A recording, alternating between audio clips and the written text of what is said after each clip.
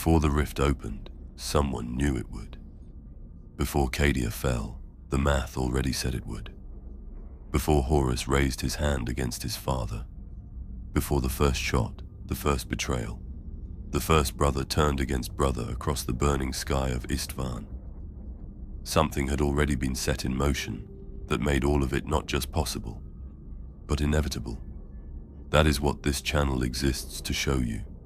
Not the battles, not the body counts, the mechanism, the hidden architecture beneath 10,000 years of catastrophe, where every disaster was the direct consequence of the one before it, where nothing happened without cause. And the cause was always something that began long before anyone thought to stop it. If that is the kind of darkness you came here to understand, subscribe to Voidborn Terrors. The accounting has already begun. Chapter 1. The son who chose the knife. The Emperor did not see it coming. Sit with that for a moment. Don't rush past it. Don't let the familiarity of the story sand the edges off what that sentence actually means. The most intelligent mind in the history of our species, a being who had walked among men for 40,000 years before any of them knew his name, who had planned the Great Crusade across centuries of careful, patient, brutal calculation, who had seen further into the future than any living thing had any right to see, looked at his favorite son. I looked at him and did not see the knife. That is where we begin. Not with the war. The war is almost beside the point. Wars can be won and lost and counted. What cannot be counted is the cost of a single moment of blindness in a man who was not supposed to be capable of it. Everything that follows, every catastrophe in this account, every world burned and species broken and hope extinguished, follows from that moment. From a father who trusted his son, and a son who had already decided. My name does not matter. What matters is that I have read the accounts. All of them. The ones locked in the Black Library and the ones sealed behind the inquisitorial cipher, and the ones that exist only as rumor in the dying whispers of men who saw things they weren't supposed to survive. I have read them all, and I am going to tell you what they say. I would advise you to listen carefully. This may be the last time anyone does. In the 31st millennium, before the sky broke, a woman named Sela Orvain stood on the observation deck of the Proudheart and watched the galaxy being made new. She was not a soldier. She was a remembrancer, one of the Emperor's artists, his historians, his witnesses. Her purpose was documentation. Her weapon was a stylus. Her armor was the belief, genuine and unexamined, that she was present at the greatest moment in human history. She was right about that. She was catastrophically wrong about what kind of moment it was. The lunar wolves spread across the void below her like a second galaxy. 10,000 ships in formation, their running lights making constellations of conquest. She had been embedded with them for 4 months. She had learned their names, their habits, their particular way of laughing at things that were not funny to anyone else. She had begun to love them, the way you love something that seems permanent, the way you love a mountain, the way you love something you cannot imagine being absent. She wrote in her journal that night. The entry was short. Saw the War Master at dinner. He smiled at something Loken said. For a moment I thought, this is what gods look like when they are content. I should write it down exactly, so I remember. I am writing it down. I do not think I will forget it regardless. She did not forget it. She spent the rest of her life wishing she could. Horus Lupercal was the finest thing the Emperor ever made. This is not sentiment. This is the consensus of every account, loyalist and traitor alike. His tactical genius was beyond calculation. His charisma was not charm, it was gravity, the kind that bends light. Legions that had never served under him would have followed him into the void on his word alone. His own lunar wolves did not merely obey him. They believed in him the way men believe in something that transcends command. The Emperor had not created a general. He had created a proof of concept, the argument, made flesh, that humanity could be something magnificent, which made what came next the most precise act of cruelty the galaxy has ever produced. Because something found Horus on the moon of Davin in a chaos temple that should never have been entered, and it did not break him or corrupt him crudely or twist him into something unrecognizable. It was far cleverer than that. It found the one thing in Horus that had always been true, the question he had never let himself ask aloud, and it answered it. Why does the Emperor sit on a throne in terror while his sons bleed across the stars? That was the question. Dressed in 10,000 lies and half-truths and visions of futures that were curated to devastate. But at the center of it, stripped bare, that question, that specific wound, the corruption of Horus Lupercal was not the story of a good man destroyed. It was the story of a proud man who received, at last, a convincing answer to a question that pride had kept him from asking for too long. That is so much worse. That is the kind of story that doesn't end. Istvan III. The name has become shorthand for betrayal. For most of recorded imperial history, when men speak of Istvan, they mean the drop site massacre. Istvan V, where 3 legions walked into a killing ground. But Istvan III came first, and what happened there was in some ways more terrible. Because at Istvan III, Horus did not kill his enemies. He killed his friends, the loyalists within his own legion, those lunar wolves and world eaters and emperor's children and death guard who had not yet turned, who still bore the Acular in their hearts if not on their armor. Horus sent them to the surface of Istvan III, and then he virus-bombed it. His own sons, men who had stood beside him for decades, men whose names he knew, whose voices he knew. He gave the order in silence, they say. No ceremony, no rage. Silence, and then the signal, and then 3 inhabited continents died in the time it takes to draw breath. This is what genuine betrayal looks like. Not a knife in the back. A man who knows you completely, who understands your courage and your loyalty, and your absolute faith in him, using all of that knowledge to ensure you never see it coming. Sela Orvain was not supposed to be on Istvan III. She had come to document the compliance, what she believed would be a routine military action, the sort she had watched a dozen times, the sort that ended with a planetary governor swearing fealty and a brass aquila raised over a new addition to the Imperium's body. She had brought extra journals. She expected to be bored. She was in the Vox relay station at the edge of the civilian settlement when the sky changed color. She did not understand what she was seeing. Later, she would find the words. Life Eater virus. She would write them in a hand that would not stop shaking. But in the moment, she had no framework. She stood at the station's narrow window and watched the world outside go quiet in a way she had never seen a world go quiet. Not the quiet of night, or weather, or distance. The quiet of removal. The color drained out of everything. Plants, animals, the men who had been walking past outside seconds ago, with a speed and a totality that the mind refused, initially, to accept as real. The station's sealed environment saved her. A quirk of construction, the filters, the sealed bulkheads, the same design specification that made it functional as a communications hub, made it, accidentally, a survival chamber. She survived because of paperwork, because someone, a century ago, had filed the right procurement forms for the right grade of atmospheric seal. She survived because of bureaucracy, while everything that had not been lucky enough to be inside a sealed Vox relay station died of being alive. She did not move for a long time.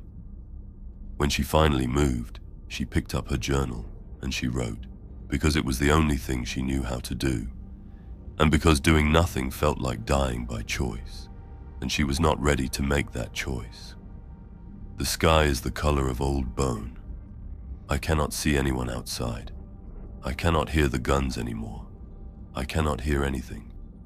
I have been trying to raise the fleet on the Vox, and there is no reply, and I am going to keep trying, because the alternative is to stop trying, and I do not know what I am if I stop. She tried for 6 hours. Then she heard something that was not static. Voices, fragments, 2 channels bleeding into each other.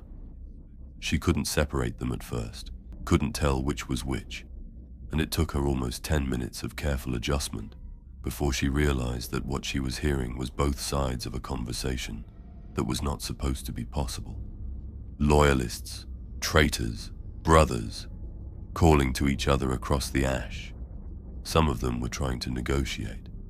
Some of them were trying to understand.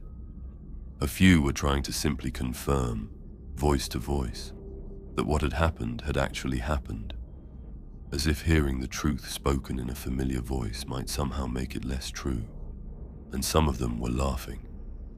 That was the thing she wrote about for the longest, the laughter.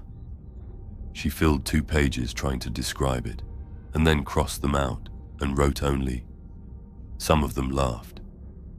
I don't have the right words. I don't think the right words exist. The laughter was the thing I will hear for the rest of my life." She was on Istvan 3 for 11 days before the surviving loyalists found her. By then she had filled 1/3 of her journal. By then she had stopped sleeping more than an hour at a time.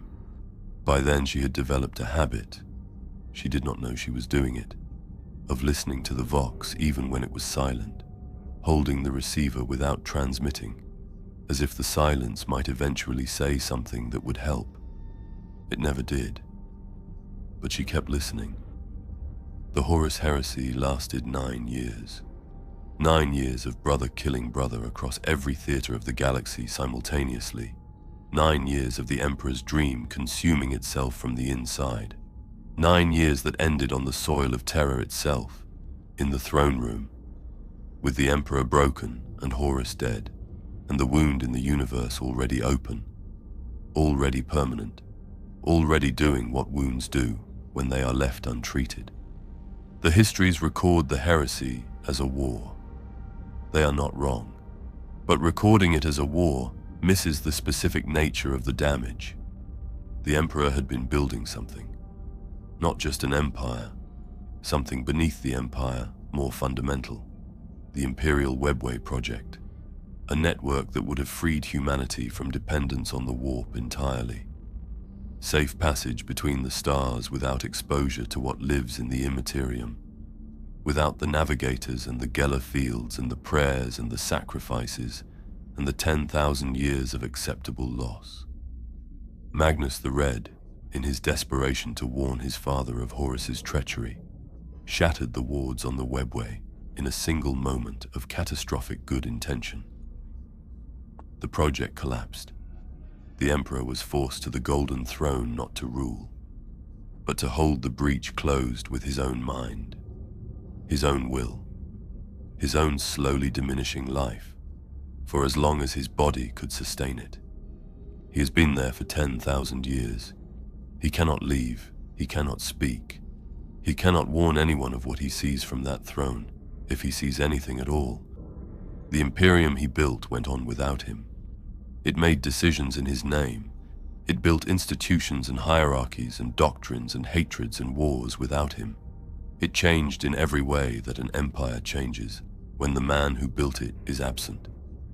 Which is to say, it changed in every way except the ones that mattered, and in those it calcified, and in the calcification it began, slowly and then faster, and then with the momentum of something that has been falling for centuries, to rot.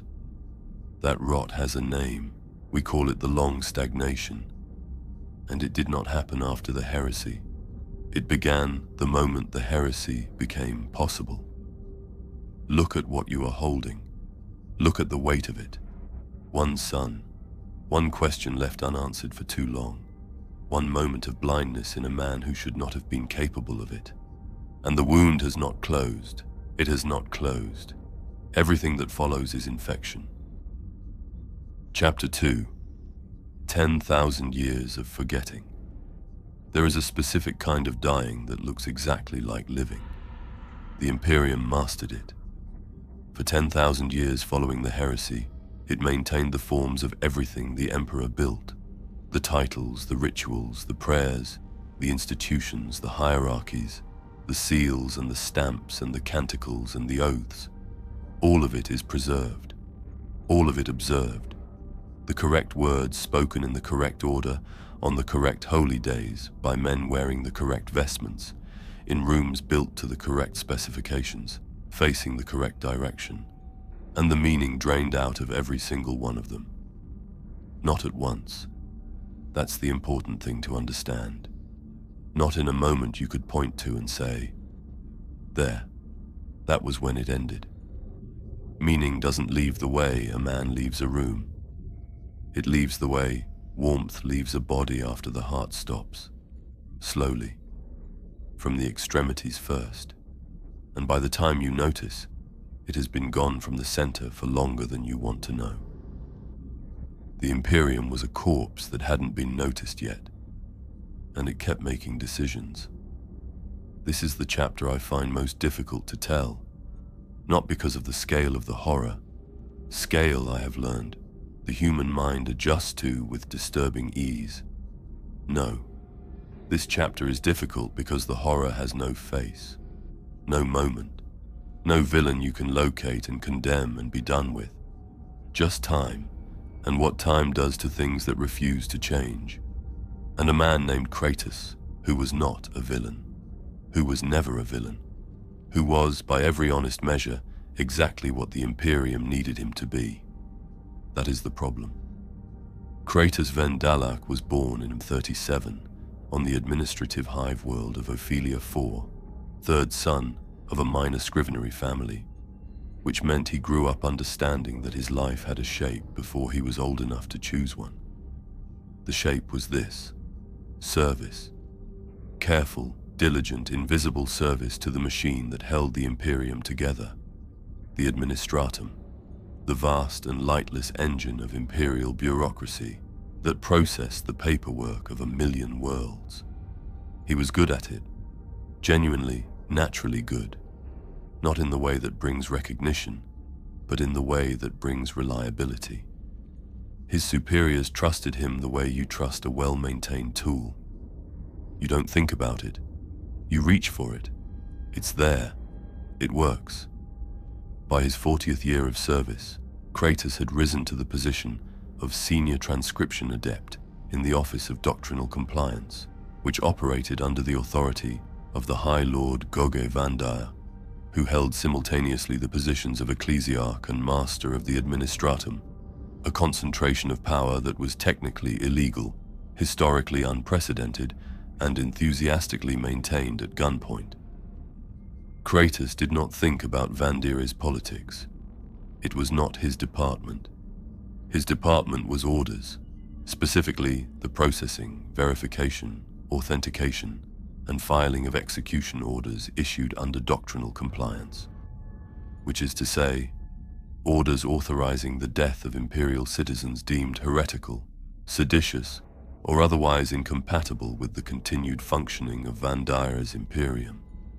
He processed them the way a river processes water, continuously, without judgment, without fatigue that he allowed himself to acknowledge. He had developed, over years of practice, a system. Each morning, Kratos arrived at his station before the first shift bell. He hung his coat on the left hook, always the left. The right hook had a slight protrusion that had snagged the fabric once, 7 years ago, and he had never used it since. He set his recaf on the warming plate. He arranged his styluses in order of nib width, left to right, finest to broadest. He opened the day's intake tray. Then he worked.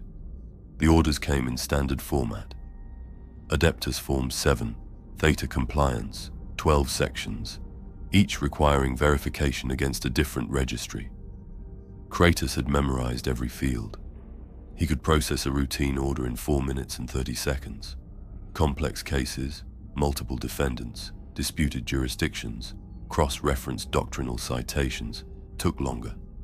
He tracked his own time. He had for years. Not because anyone required it, but because precision was, to Kratos, a form of prayer. He believed in the Emperor, quietly, without display, the way a man believes in gravity. Not because he thought about it, but because it underpinned everything. The forms he processed were, in his understanding, the Emperor's will made administrative. The machine that produced the forms was the Emperor's machine.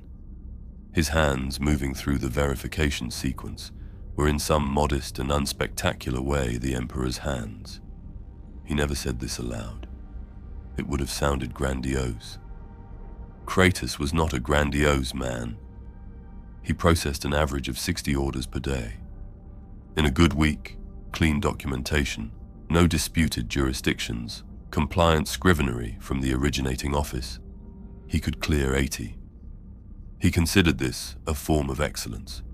In the year 200.M37 alone, the Office of Doctrinal Compliance processed 1.3 million execution orders across the Imperium. Not enemy combatants, Imperial citizens.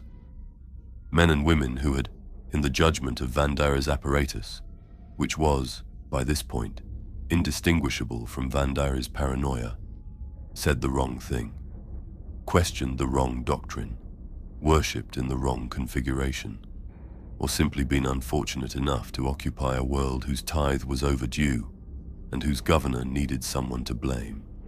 1.3 million in a single year. Kratos processed 912 of them. He was not in the top tier of his department's output. He was reliably mid-range. He was not the sort of man whose absence would be immediately felt, but whose presence, over decades, had become structural. The kind of absence that only becomes visible long after it occurs, when things begin, quietly, to slip. He was in this way, exactly like the Imperium itself. On the 144th day of his 32nd year of service, Kratos received an order that troubled him. He could not have said why precisely. The form was correctly completed. The citations were in order. The authentication seals were valid. Section 9, Doctrinal Violation, cited Statute 7 of the Decree Passive, as amended, which covered unauthorized theological interpretation at the institutional level. All proper, all correct. He read it twice, then a third time, which he almost never did. He checked the figures in Section 4, Population Index of the subject jurisdiction. He read the number. He looked at it for a moment longer than his system allowed for. Then he filed it. Verified, authenticated, processed. He entered it in the ledger. He moved to the next order. He cleared 73 orders that day, which was above his average. He noted this in his personal record with quiet satisfaction. He went home. He ate a modest meal, grain porridge and reconstituted protein. The same meal he ate most evenings because consistency was efficient. He fed the small bird he kept in a cage by the window, a pale, finch-sized creature he had purchased from a market vendor 11 years prior and never named, because naming it had seemed at the time like a commitment he wasn't certain was practical. He watched it eat for a few minutes. Then he went to bed. He slept well. He generally slept well. He had, over the years, developed the ability to leave his work at his station, not through indifference, he would have insisted, but through discipline. A man who carried his work home was a man who would eventually stop working well. He was a professional. Professionalism required boundaries. He did not think about the order again. The order Kratos processed that day, Form 7 Theta Compliance, reference number M37DC441 Shrine, authorized the ecclesiarchal purge of the Shrine World Vandalis Prime. Vandalis Prime had been, for 3 centuries, one of the Imperium's most devout worlds. Its population tithed 60% of its agricultural output to the Ministorum. Its churches outnumbered its hab blocks. Its children learned the Lectitio Divinitatus before they learned mathematics. Its crime was this: a faction of senior priests had written a theological treatise arguing that Goge Vandire's simultaneous holding of 2 High Lord positions was incompatible with the Emperor's will as expressed in the original decree passive. They were not wrong. The argument was, by every canonical measure, correct. Vandira's response was Form 7-Theta-Compliance, reference M 37-DC-441-Shrine. The purge of Vandalis Prime took 4 months. When it was finished, the world had a new governor, a new clergy, a revised census figure, and 11 million fewer residents than it had possessed when Kratos received the form. Kratos never learned any of this. It was not his department to learn it. His department ended at the filing. What happened after the filing was someone else's section, someone else's forms, someone else's system. He processed 803 orders that week. It was his personal best. The age of apostasy, Vandira's reign, lasted 60 years. But Vandira was a symptom, not the disease. Understanding this distinction is everything. When Sebastian Thor led the forces that finally ended Vandira's rule, when the Confederation of Light stormed the ecclesiastical palace, and Vandira died at the hands of his own brides of the Emperor, the Imperium celebrated. It told itself the rot had been excised, that this was the aberration and not the norm. It was wrong. Vandira could not have existed without 10,000 years of institutional preparation. He did not seize power through extraordinary brilliance. He walked through doors that the stagnation had left open, through corridors that the long decay had made unguarded, into a throne that the absence of genuine imperial authority had left for anyone willing to sit in it, entirely undefended. He was replaced by better men, for a time, and then by men who were merely adequate, and then by men who were adequate in their intentions and catastrophic in their competence, and then by committees, and then by committees of committees, and then by the thing that committees of committees always eventually become, which is not a governing body, but a self-perpetuating argument about the correct procedure for beginning the argument. The Nova Terra Interregnum split the Imperium in 2 for 900 years, not through war, through disagreement about administrative authority. 9 centuries of schism, of duplicated governance and fractured command and loyalties that ran in 17 directions, because the machine the Emperor had built had, in his absence, optimized itself not for function but for survival, and the survival of the machine had quietly, over millennia, displaced the survival of the people the machine was meant to serve.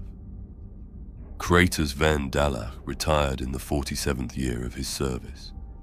He was given a certificate of distinguished administrative contribution, a standard form M-RET-9, pre-signed by a senior official who had never met him, and a modest pension paid monthly into his tithe account. He found a room in a residential block not far from his old office. He kept his routines. He ate the same meals. He arranged things with the same careful precision that had defined his working life. He sat by the window with his bird. In his final years, he developed a feeling he could not name. It was not guilt. He had nothing specific to feel guilty about, nothing he could point to and identify. It was not grief. It was something beneath grief, something foundational, like a vibration in the floor that had always been there, and that he was only now, in the stillness of retirement, quiet enough to feel. Something, somewhere, was wrong. He didn't know what. He didn't know where. He sat by the window and watched his bird and tried sometimes to locate the source of the feeling, and could not.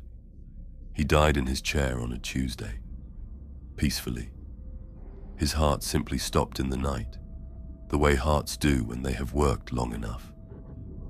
The pension office was notified. His room was cleared within a week. His records, 47 years of them, impeccably kept, were archived in a sub-basement of the administratum building where he had worked, where they would sit, untouched, for the next 6 centuries, before being destroyed to make room for newer files. The bird outlived him. Someone opened the cage eventually. By then, it had forgotten how to fly. The Imperium endured. That is the word the histories use. Endured. As if endurance is inherently noble. As if the mere fact of continuation is a virtue. It is not. Sometimes endurance is just inertia. Sometimes the thing that keeps going is not strength, but the absence of anything sufficient to stop it. And sometimes, the thing that endures has become, in the enduring, something that should have been stopped. The Imperium crossed that threshold somewhere in the long middle of the stagnation. There is no date for it, no form that marked it, no Kratos who processed it. It simply happened, the way meaning happens in reverse. Not in a moment, but across 10,000 moments, each one imperceptibly worse than the last. By M41, the Imperium of Man was the largest, most powerful, most enduring political entity in the history of the species. It was also, in ways that its own institutions had no language to describe, already dying. And across the galaxy, across the vast indifferent dark that the stagnation had left unguarded, unwatched, undefended, something had noticed. It had been patient for a very long time. It was beginning now to remember that it was hungry. Chapter 3. The color of hunger. They did not come with hatred. That is the first thing you must understand, and it is the thing that makes them unlike every other darkness in this account. Chaos comes with hunger for souls, with ancient grievances, with the specific malice of gods who were made from the worst of us and have never forgiven us for it. The traitor legions come with rage, with ideology, with the complicated, poisoned love of sons who decided the only way to stop hating their father was to kill him. The Tyranids came with nothing, no malice, no grievance, no ideology, no hatred. They came the way winter comes, without awareness that anything was being lost, without the faintest comprehension that the things they were consuming had names, had histories, had birds in cages by windows and journals half filled with words that would now never be finished. They came because they were hungry. That's all. And they were so vast, so incomprehensibly, cosmologically vast, that by the time the first Imperial instruments detected the shadow of their approach at the galaxy's edge, 3 systems that had taken humanity millennia to settle had already been stripped to the bedrock. Not attacked, not conquered, consumed. The distinction matters. Conquest implies the conqueror wants something you have. Consumption implies you are something. The Imperium had faced enemies that wanted to destroy it. It had never faced an enemy that simply wanted to eat it. Its theology had no category for this. Its military doctrine had no adequate response. Its 10,000 years of institutional rot had left it with armies optimized for fighting wars. And what was coming was not a war. It was feeding. And the Imperium, weakened, fractured, hollowed by the long stagnation, its best responses calcified into ritual, its leadership distributed across committees that could not agree on the correct procedure for beginning the argument. The Imperium turned slowly, like something that has forgotten it can move faster, and looked, and saw the shadow, and the shadow had no edges. There is a name in the Ultramarines' records, Apothecary Davan Sorrel, that appears in 17 separate after-action reports from the Battle of Macraga, and is mentioned in none of the histories. This is not unusual. The histories remember commanders. They remember strategic decisions and territorial outcomes and the names of battles that changed the shape of things. They do not generally remember the men who walked through the aftermath with collection vessels and steady hands, cataloguing what the battle had made of the people it had used. Davin Sorel remembered them. It was his function to remember them. More precisely, it was his function to preserve them, or what could be preserved, so that the chapter could carry its dead forward into the future in the only way available to a space marine, in the gene seed of those who came after. He had performed this function across 11 campaigns. He was composed, methodical, and very good at his work in the way that people who have accepted a difficult truth become good at difficult things. The truth Davan had accepted, somewhere in his second decade of service, was this: the dead outnumber the living, always have, always will, and the only honest response to that fact is to keep working. He was working when we found him. He had been working for 11 hours. He was not finished. The polar fortresses of Macraga had been designed to be unbreakable. They were not unbreakable. Davan walked their corridors now, and the evidence was everywhere, in forms that the word damage was not large enough to contain. This was not damaged. Damage implies a structure that remains and has been harmed. What the Tyranids had done to the first and second polar garrisons was closer to revision, a rewriting of what the space had been, authored by something that thought in protein and chitin and the absolute prioritization of biological efficiency. The Ultramarines who had held these fortresses had held them. That mattered. They had not broken, not retreated, not surrendered a single corridor without extracting a cost from the swarm that the swarm, to its credit, simply absorbed and continued. They had been extraordinary. They had been everything a space marine is supposed to be. They had also died, most of them, in numbers that Davan was still counting. He moved through the third sub-level of the eastern fortification with his collection vessel and his instruments and his list. The list was handwritten. The cogitator systems in this section were non-functional, casualties of the fighting, and it had grown over 11 hours into something he carried in both hands. He did not look at the list. He had memorized it. He looked at the room. He crossed names off. The thing about gene seed collection, the thing that people who have not performed it do not understand, is that it is intimate work, not violent, not despairing in the way that watching men fall in battle is despairing. Quieter than that, more personal. You are handling what a man was made of, what he was built from, and what he contributed to, in the end, by dying in the right place for the right reasons. You learn things about a man in the collection that you cannot learn any other way. You learn how he was standing when it happened, from the angle of the evidence. You learn sometimes what he was facing. Whether he was facing it, every ultramarine Davan had catalogued had been facing it. He noted this. He did not note it in the official record. There was no form for it, no field in the standard report. But he noted it in the place he kept things that had no form.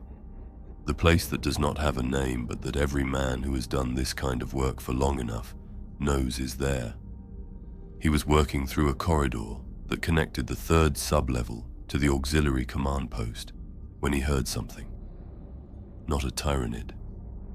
The fortress had been declared clear 6 hours ago by the Terminator squads, and Davan trusted that assessment with the same confidence he trusted anything the first company produced.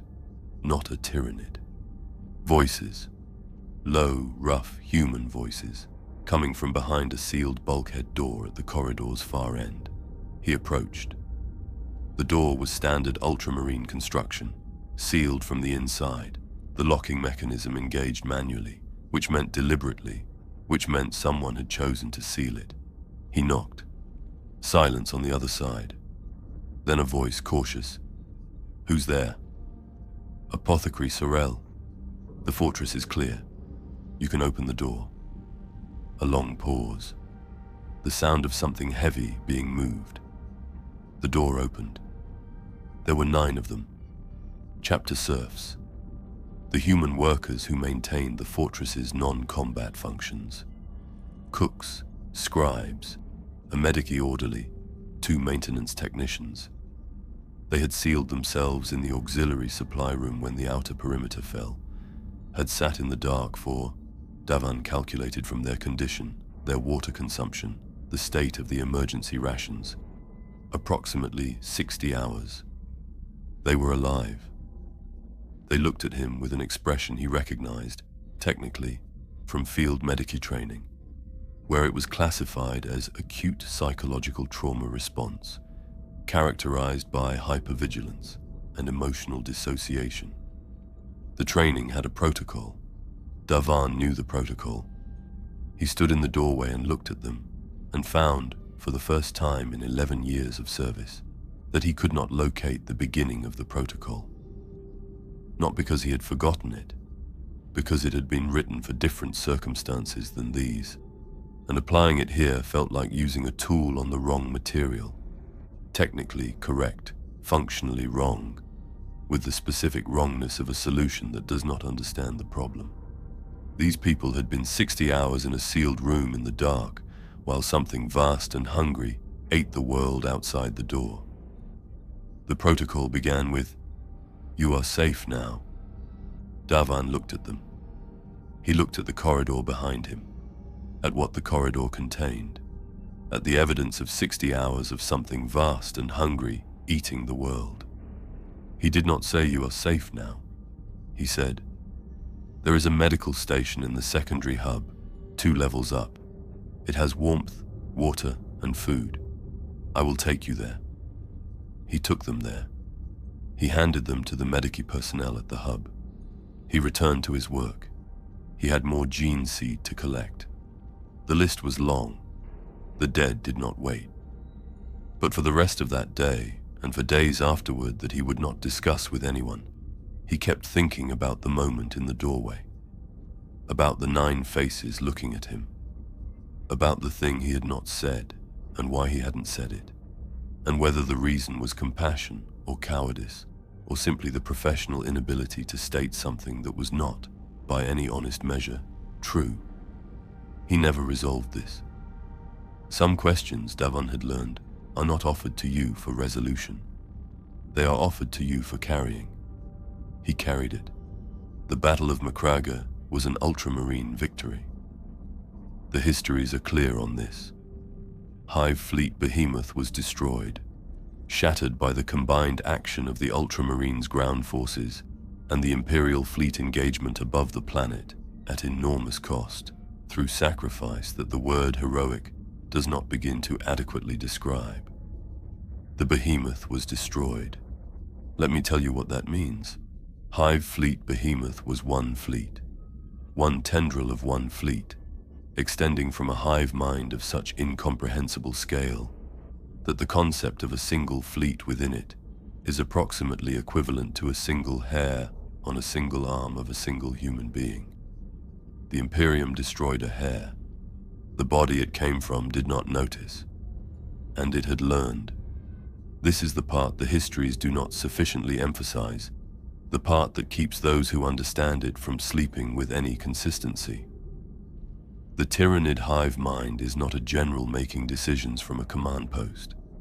It is a distributed intelligence that processes every engagement simultaneously, that absorbs every loss as information, that refines its approach with a biological efficiency that has been optimizing itself for longer than humanity has existed. The behemoth died, and the hive mind noted how it died, noted what had killed it, noted the shape and the capability and the location of the force that had killed it, and adapted. What came after Behemoth? Kraken, Leviathan, the other tendrils that have touched the galaxy since, the ones that have not yet arrived, but that the long-range auger stations in the eastern fringe have been quietly tracking for decades, were different. Not in scale, which had never been the limiting factor, in method, in the specific cold intelligence of an enemy that has watched you fight and built a better version of itself around the gap in your defenses. Davan Sorel transmitted his completed gene seed catalogue from Macragge's orbital station 3 days after the battle's end. The acknowledgement came quickly, correctly formatted. Every authentication code is exact, every protocol executed without error. He sat with the acknowledgement and felt something he could not immediately identify. He ran the authentication again. The codes were correct, all of them. He checked the originating vessel registry. It was a ship he did not recognize, a designation that should have been in the Ultramarines fleet and was not there. He opened a channel to the fleet coordination desk and asked carefully about the acknowledgement. There was a pause on the other end, a longer pause than the question required. Then, "Apothecary, we have no record of that acknowledgement. We did not send it." Davan looked at the transmission, at the codes, at the authentication. A human operator always makes a small error. In every transmission, in every exchange, there is the faint fingerprint of a human being, a microsecond's hesitation, a character transposed, a timestamp that doesn't quite align, not through incompetence, through the irreducible fact of being human, being imprecise in the specific ways that humans are imprecise. The acknowledgement he had received had none of this. It was perfect. He closed the channel. He sat for a long time with the transmission on the screen in front of him. Outside the viewport, the debris field from the battle drifted. Fragments of Tyranid bioship and Imperial vessel, indistinguishable at this distance, all of it slowly falling toward Macragge's gravity. He did not know what had sent the acknowledgement. He did not know what had read his catalogue. He did not know.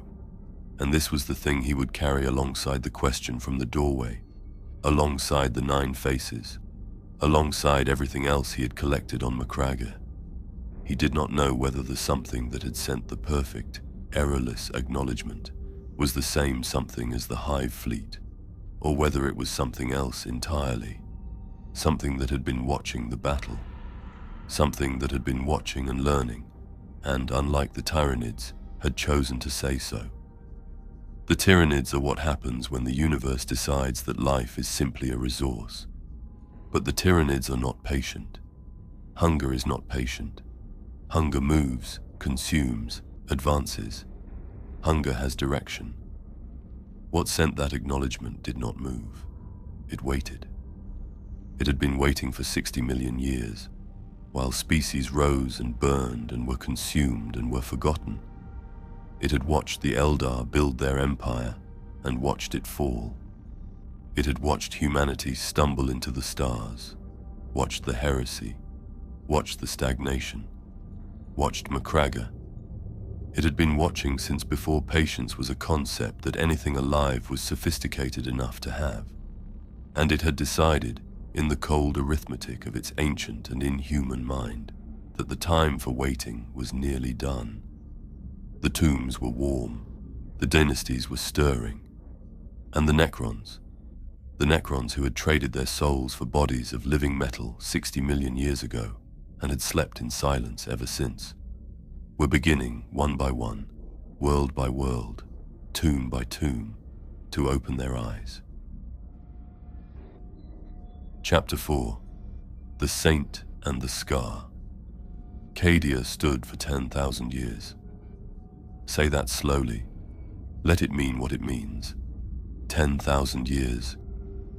Every Black Crusade that Abaddon the Despoiler launched from the Eye of Terror, 13 of them, across 10 millennia, each one an attempt to finally break the gate, to finally pour the full weight of chaos through the Cadian gate and into the heart of the Imperium. Cadia held. Its pylons stood. Its fortress walls held. Its people, the Cadians, who were born with purple eyes from 10,000 years of proximity to the eye, who put laser guns in their children's hands before they were old enough to understand why. they held. The Imperium told itself that Cadia's survival was proof of something, that it meant something cosmological, something theological, something about the Emperor's protection and humanity's resilience and the fundamental order of a universe that, in the end, would not let the darkness win. It was not proof of anything except this: Cadia had not fallen yet. There is a difference between those two things, a significant one. And then, in 999 M41, at the close of the 41st millennium, at a moment when the Imperium was already stretched across 1,000 other crises on 1,000 other fronts, Abaddon launched the 13th Black Crusade, and this time he did not come to test the walls. He came to erase them. He came with a fleet that made every previous invasion look like a rehearsal. He came with the full weight of 4 chaos powers, aligned in a way they had not been since the heresy. He came with a weapon, the Blackstone Fortress Will of Eternity, capable of breaking a planet's crust from orbit. And he came with a plan that was not, despite 10,000 years of imperial assumption, aimed at conquest. He came to kill the pylons. The pylons, those ancient Necron structures that Cadia had been built around, that the Imperium had never fully understood and had never needed to, because they worked, because they had always worked. The pylons were what kept the Eye of Terror contained, what kept its boundaries stable, what prevented the warp from simply expanding, from the eye growing until it swallowed everything within reach. Abaddon did not need to conquer Cadia. He needed to break it. And when the Will of Eternity fell, when the Imperial hero Pius Vaughn and Belisarius Cowl's forces destroyed it at enormous cost, and it tumbled from orbit, it did not tumble into the void. It tumbled into Cadia, and Cadia broke, and the pylons went dark, and the Eye of Terror exhaled. Tresavara had been an artillery officer for 19 years. She was not exceptional. She would have been the first to tell you this, in the flat, unsentimental way of a woman who had spent 2 decades among people who were exceptional. Cadians who were bred for this, whose hands found a weapon's grip with the ease of something practiced for generations, and had learned in that company to understand exactly what she was and was not. She was reliable. She was precise. She did not waste ammunition, and she did not waste words, and she did not waste time on feelings that couldn't be resolved before the next engagement. She was, in other words, exactly what Cadia had always produced, exactly what Cadia had always needed. On the last day, she was running numbers. Her battery, 6 Earthshaker cannon emplacements on the northern ridge of the Qasr Varath fortification, had ammunition for 4 more hours of sustained fire at current expenditure rates. She had run the calculation 6 times. The answer did not change. She kept running it anyway, the way you keep pressing a bruise, not because you expect it to stop hurting, but because the hurting is at least something you can locate, something specific in a situation that was becoming, in every other dimension, impossible to locate at all. The chaos forces below the ridge were not behaving like forces that expected to lose. That was the thing she couldn't resolve. In 19 years, she had developed a sense for the rhythm of an enemy that knew it was losing, a specific quality of pressure, increasing but frantic, that meant they were spending themselves because they had no other option. What she felt from below the ridge was different, patient, almost indifferent, as if the fortress above them was simply something they were waiting to collect. She fired her guns, she tracked expenditure, she ran the numbers again. Around her, Qasr Varath was conducting its own calculations, and the results were no better. She could hear it in the Vox traffic. Not panic, Cadians did not panic, but the specific compression of language that happens when professionals are reporting facts they do not have adequate categories for. Northern Wall, Section 7, compromised. Tertiary Ammunition Depot, gone. Requesting reinforcement, grid, static, then nothing. She fired her guns. The ground moved at 1400 hours, not from an explosion, from below, from deep below, in the way that the ground does not move during a battle, in the way that belongs to geology and not to war. Tress had grown up on Cadia. She had felt the ground's particular solidity her entire life, the solidity of a world that had been fortified to its core, whose bedrock was as much a part of the defense as any wall or weapon. Cadia's ground did not move. It moved. She grabbed the nearest support strut and held it and looked at the horizon. And the horizon was wrong. The horizon was moving. Not the way smoke moves, not the way a distant explosion distorts the air. Moving the way a horizon moves when the thing beneath it is breaking.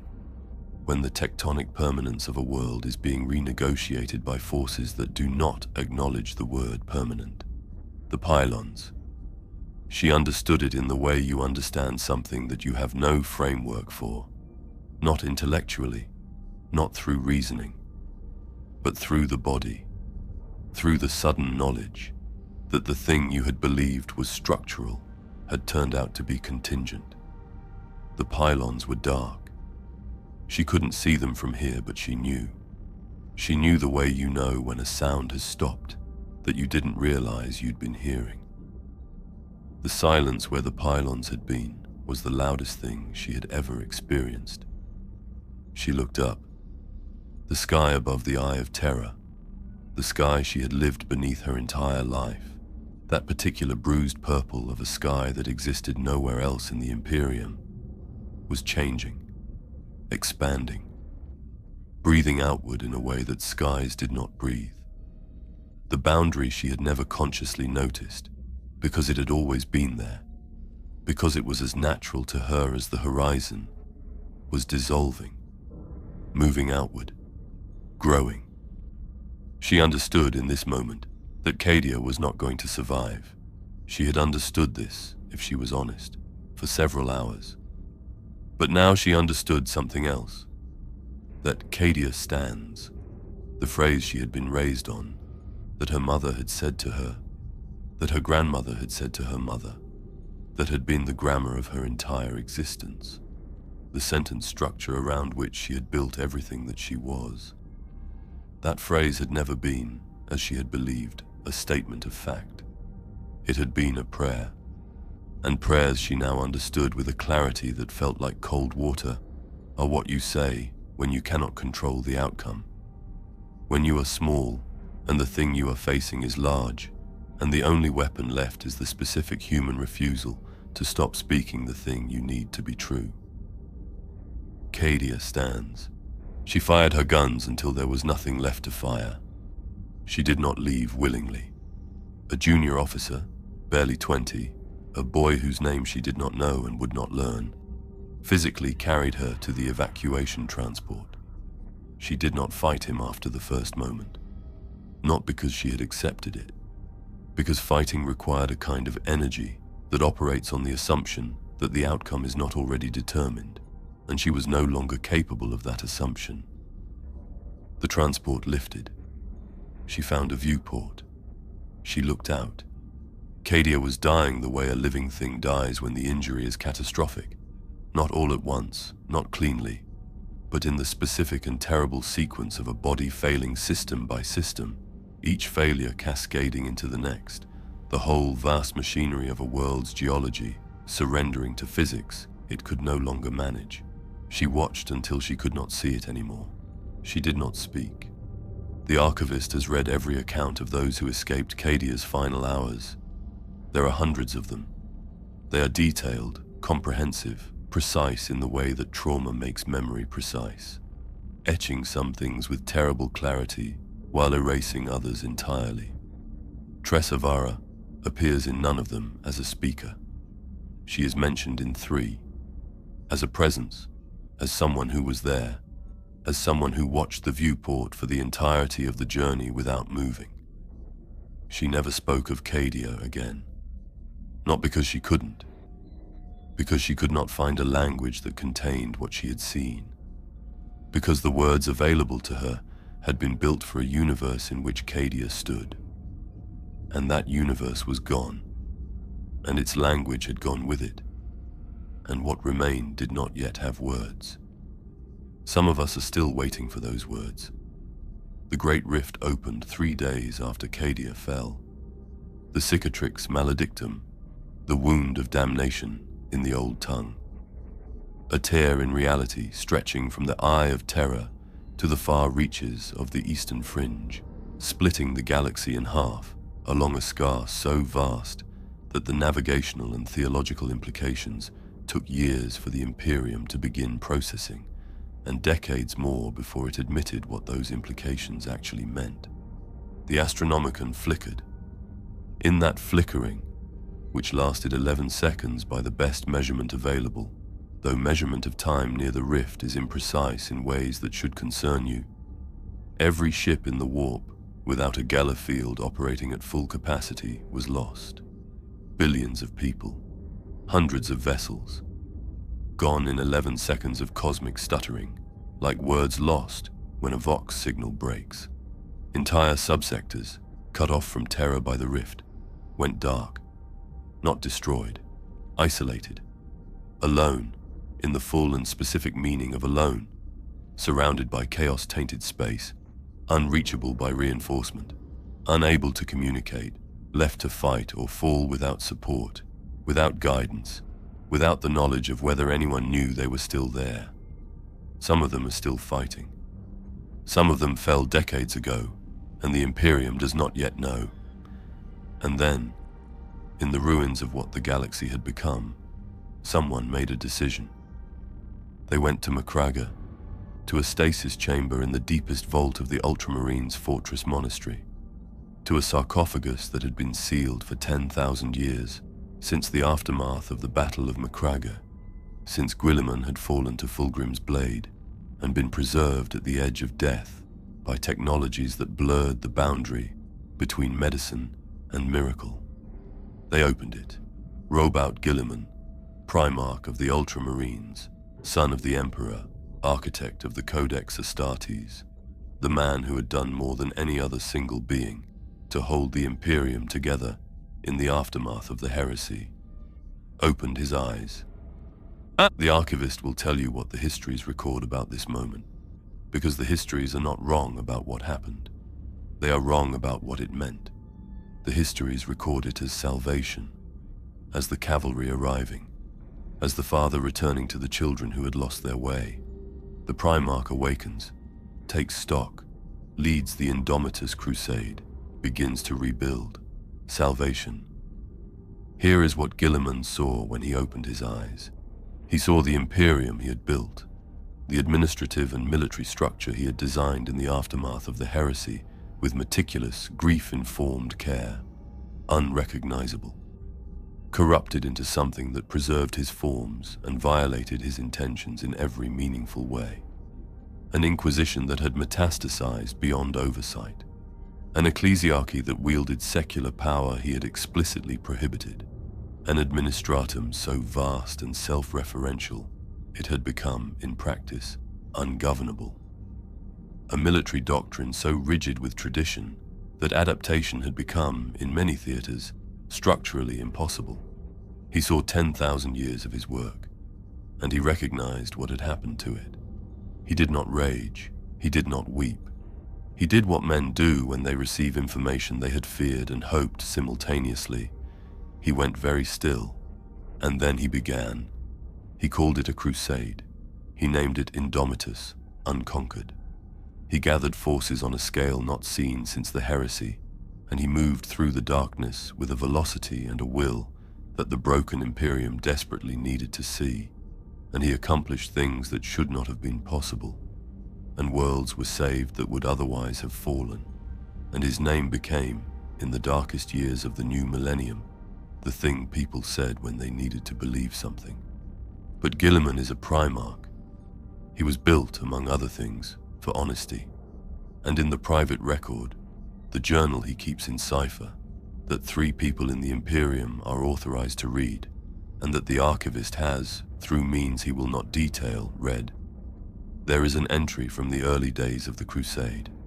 Short, uncharacteristically short for a man whose strategic documents routinely run to thousands of words. It reads, "This is not a reconquest. We are not reclaiming what was lost. We are negotiating with the rate of loss. The question is whether the negotiation can be made, in time, into something else. I do not know the answer. I am not certain the answer exists. I am proceeding as if it does, because the alternative is to stop, and stopping is not something I know how to do." He has not stopped. The crusade bleeds forward. The rift remains open. The question remains open. And that question, can the negotiation become something else, is the most terrifying sentence in this entire account, because it is not rhetorical. It does not have a known answer. It is a real question being asked in real time by the most capable mind the Imperium has left, and he is not sure. But this time, beneath the tone, beneath the silence after it, Sella's voice, not the archivist reading her journal, her voice, as if the recording has slipped, as if something old has surfaced. I do not know what comes after this. Chapter 5. The Era That Has No End. We are here, not in the past, not in the comfortable distance of history, where catastrophe has edges and outcomes, and the specific mercy of already being over. Here, now. The 31st millennium is 10,000 years gone. The stagnation is behind us. If anything that shaped the present can be called behind. Macragga was 5 centuries ago. Cadia fell within living memory of men and women who are still fighting in its name. The rift is open. The crusade is bleeding. The fleets are still coming. The tombs are still opening.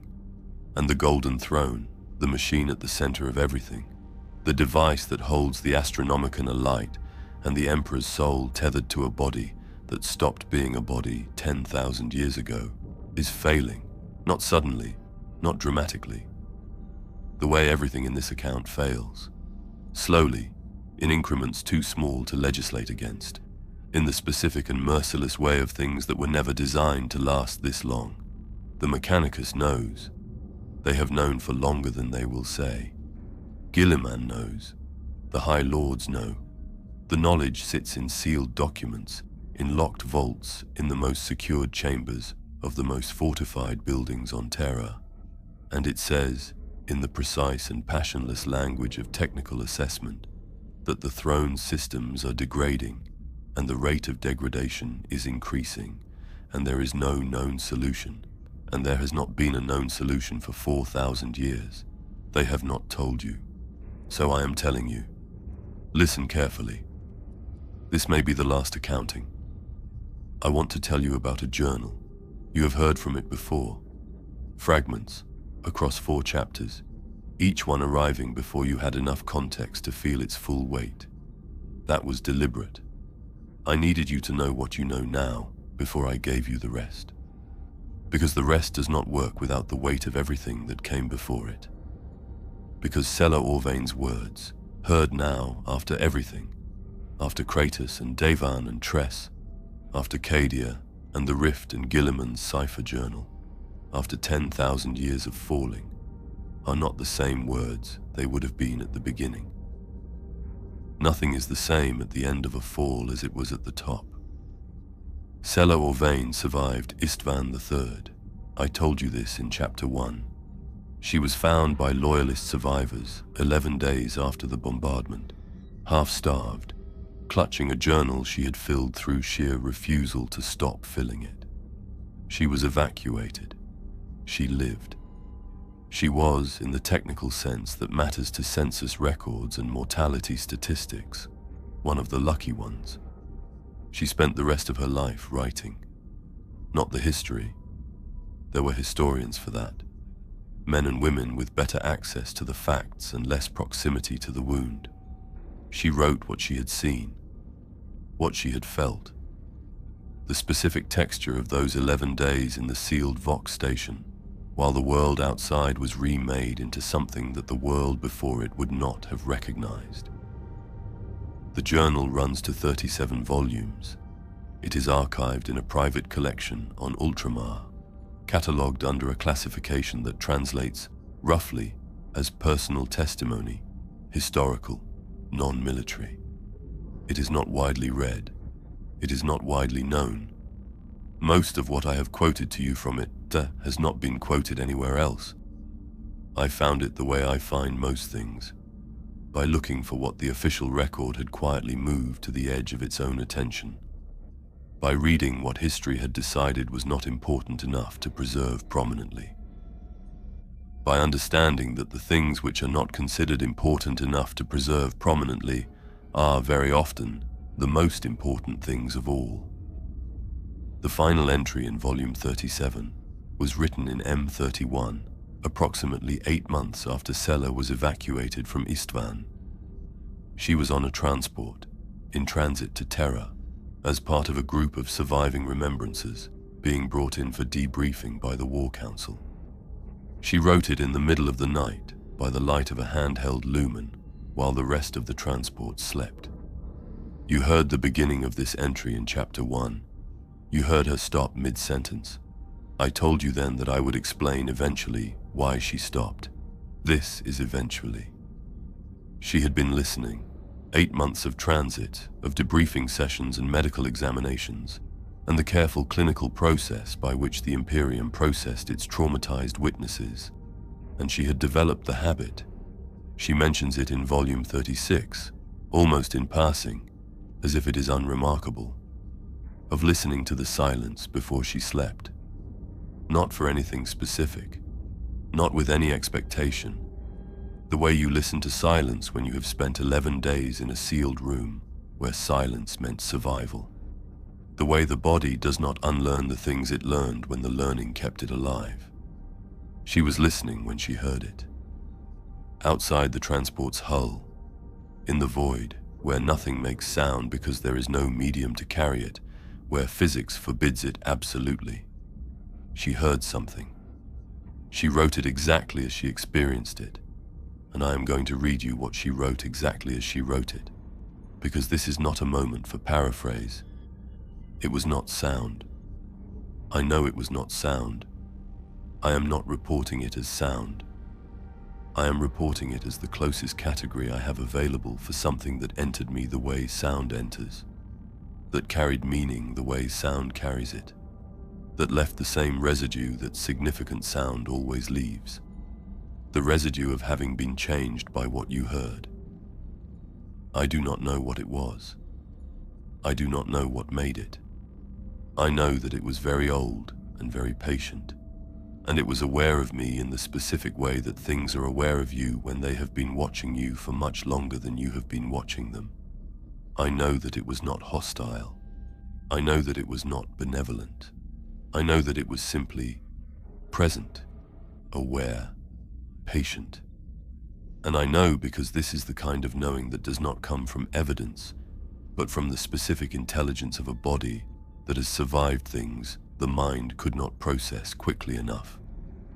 I know that whatever it was, it has been here the whole time, before the crusade, before the heresy, before us, here, waiting for something it has not named, waiting with the patience of something that has never had a reason to hurry. She put down her stylus. She sat for a long time. Then she picked it up again and wrote the line you heard in Chapter 1, the last line in 37 volumes. The sentence that ended mid-word in my first reading, that I told you was interrupted. I do not know what comes after this, but I think whatever it is, it will not be what we... She stopped there. Not because something interrupted her, because she finished the sentence in her mind and understood that writing it down would make it real in a way she was not prepared to make it real. Because some sentences, once committed to paper, cannot be uncommitted. Because she was a remembrancer. Her entire life's work was the understanding that documentation is a form of permanence. And she chose, in this single instance, not to make this particular thing permanent. She closed the journal. She slept. Whatever she heard in the void that night, whatever ancient and patient thing announced itself to her through the hull of a transport in the middle of the warp, she never wrote about it again.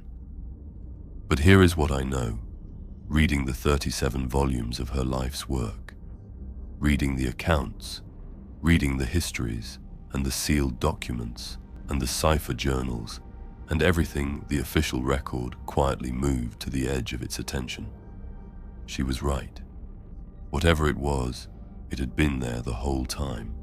This is the Era Indomitus, the unconquered age, named with the particular defiance of people who understand exactly how bad things are and choose their words in direct opposition to that understanding. Named for a Primarch who knows the name is aspirational and uses it anyway, because aspiration is the only weapon left that doesn't require ammunition. Let me tell you what it actually is. The galaxy is cut in half. The half cut off from Terra, the Imperium Nihilus, the Dark Imperium, is fighting blind, without reliable communication, without navigators who can cross the rift with any consistency, without the knowledge of whether Terra still stands. Some of those worlds have been fighting alone for decades. Some have fallen. Some have become things the Imperium would not recognize as itself. The Tyranid fleets that survived Behemoth, Kraken, and Leviathan are still incoming. Not retreating, not destroyed, still incoming. The Eastern Fringe Augur stations track them with the particular silence of professionals who have run the numbers and understand that their job now is not to find a solution, but to keep accurate records of the approach. The Necrons, 60 million years of accumulated technology, of understanding that makes the Mechanicus look like children pressing buttons on a device they found, are awakening across 1,000 tomb worlds simultaneously. Not as an invasion, not yet. As an orientation. The way you orient yourself when you first wake. The way you lie still for a moment and remember what you are and where you are and what you were doing before you slept. They are remembering. The Chaos Gods have never been stronger. The rift feeds them. Every world that falls, every soul that despairs, every prayer that goes unanswered in the Dark Imperium, it feeds them. They are not winning, in the sense that winning implies an end state they are moving toward. They do not want an end state. They want this, the perpetual bleeding, the eternal siege, the galaxy as a wound that stays open, and at the center of all of it, literally, geographically, spiritually at the center, the Emperor sits on his throne and holds the light on, and does not speak, and has not spoken for 10,000 years, and the people who serve him have spent those 10,000 years building an entire religion around the silence, around the question of what the silence means, whether it is patience or absence, or something that has no name in any human language. This is the present tense. This is not history, this is now. Sella wrote in Volume 12, the volume covering her first years after evacuation, the years of debriefing and transition, and the specific disorientation of surviving something that most people around you did not survive. The thing I was not prepared for was the continuity. I expected after Istvan that the world would be different, that the scale of what had happened would be legible in the faces of people who had not been there. It is not. People are eating. People are working. The machines are running. The tithes are being collected. The forms are being processed. I passed a man today who was laughing at something his companion said, and I stood and watched him and tried to understand how both things could be simultaneously true. What I saw on Istvan and this man laughing. I have not resolved this. I am not sure it can be resolved.